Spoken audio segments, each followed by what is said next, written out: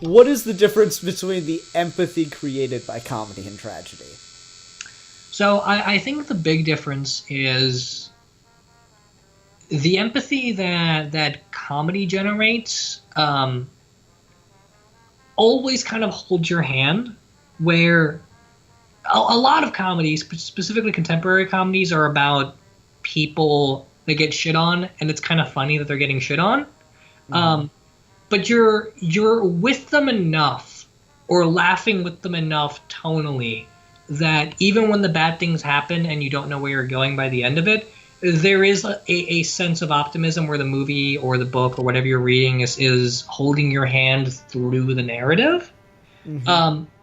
Tragedy doesn't have that.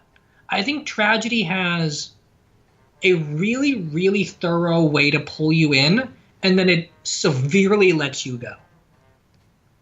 And I think an example of this is the comedy would be Brooklyn Nine-Nine, and the tragedy would be Captain America: Civil War. Because when you watch something like Brooklyn Nine-Nine, have you watched that show?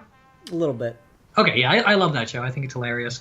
But when you watch Brooklyn Nine-Nine, and you're seeing progressively shittier and shittier things happening to characters, by the end of it, there's always the character kind of does what you want them to do. Like if the plot gets going because the character is a jerk, by the end of the story, they've either learned their lesson or are content with not learning their lesson. So you have a sense of closure, and it keeps you engaged on that level.